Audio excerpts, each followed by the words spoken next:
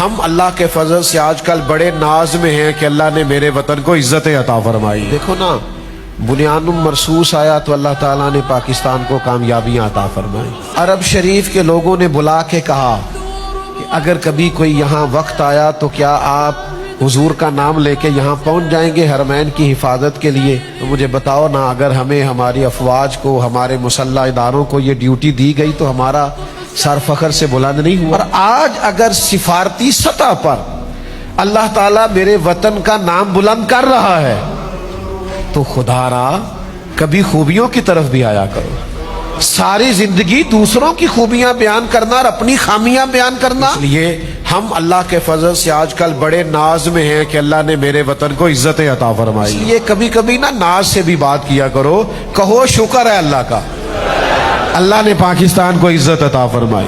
کہو کہ شکر ہے اللہ تعالیٰ کا، الحمدللہ رب العالمین، سدا سلامت پاکستان، تا قیامت پاکستان۔ اور انشاءاللہ تعالیٰ میں بہت پہلے میں نے کہا تھا، جن کو یاد ہو یہ وطن انشاءاللہ امت کی قیادت کرے گا، اللہ اس سے کام لے گا، اس لیے کہ یہاں جو حضور سے پیار کرنے کا جذبہ ہے وہ کہیں اور نہیں پایا جاتا، اس لیے طاقتور رہا کریں۔